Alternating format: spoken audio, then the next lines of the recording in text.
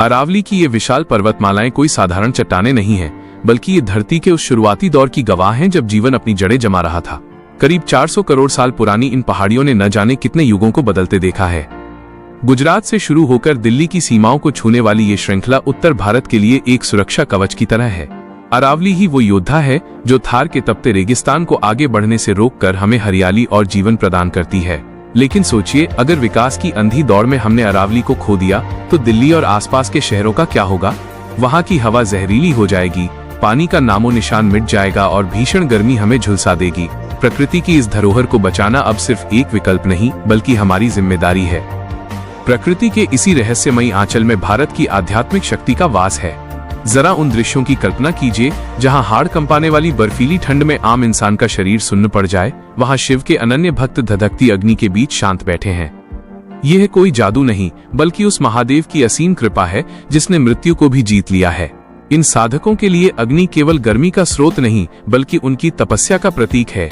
कहा जाता है कि जब इंसान सांसारिक बंधनों को तोड़कर खुद को ईश्वर को सौंप देता है तो उसे न भूख सताती है और न ही मौसम का डर रहता है। ऐसे ही एक सिद्ध योगी के बारे में दावे किए जाते हैं कि उन्होंने 21 वर्षों से अन्न का एक दाना और जल की एक बूंद तक ग्रहण नहीं की है। वे केवल ब्रह्मांड की ऊर्जा और योग शक्ति के सहारे जीवित हैं। विज्ञान भले ही इसे नामुमकिन कहे, पर सनातन सत्य वहीं से शुरू होता है जहां आधुनिक विज्ञान की सीमाएं समाप्त हो जाती हैं। इसी अटूट श्रद्धा की राह पर हमें हरियाणा के करनाल में माता चंचलनाथ का आश्रम मिलता है। मात्र 7 साल की मासूम उम्र में जहां बच्चे खिलौनों से खेलते हैं, उन्होंने घर बार और दुनिया के सारे रिश्तों का मोह त्याग कर अघोर जीवन का कठिन मार्ग चुन लिया। लोग उन्हें भारत की सबसे सुंदर अघोरी माता कहते हैं, पर उनका असली सौंदर्य उनकी उस निश्चल भक्ति में है जो उन्हें मानव जीवन के तमाम बंधनों से मुक्त कर चुकी है।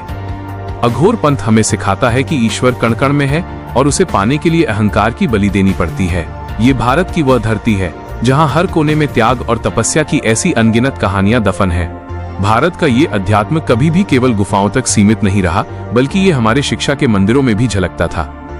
नालंदा विश्वविद्यालय इसका सबसे बड़ा प्रमाण है।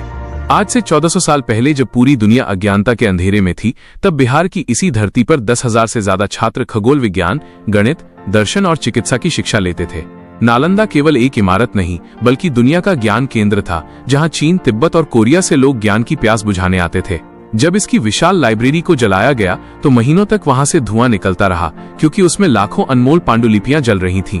वे हमारी किताबें जला सकते थे, पर हमारी संस्कृति की आत्मा को कभी नष्ट नहीं कर पाए। यही ज्ञान और प्राचीन विज्ञान हमें समुद्र की गहराइयों में छिपी भगवान कृष्ण की स्वर्ण नगरी द्वारका तक ले जाता है। इतिहास गवाह है कि द्वारका को स्वयं श्री कृष्ण ने बसाया था, जो अपनी वास्तुकला और समृद्धि में समय से हजारों साल आगे थी। आज भी समुद्र के नीचे मिले इसके अवशेष इस बात की गवाही देते हैं कि महाभारत और द्वारका कोई काल्पनिक कहानियां नहीं, बल्कि हमारा वास्तविक और गौरवशाली इतिहास है। ये द्वारका नगरी उस प्राचीन भारतीय सभ्यता का प्रमाण है जो विज्ञान और धर्म का संगम थी। जो लोग आज भी नास्तिक हैं या हमारी जड़ों पर सवाल उठाते हैं, उन्हें ये सच्चाइयां जरूर देखनी चाहिए।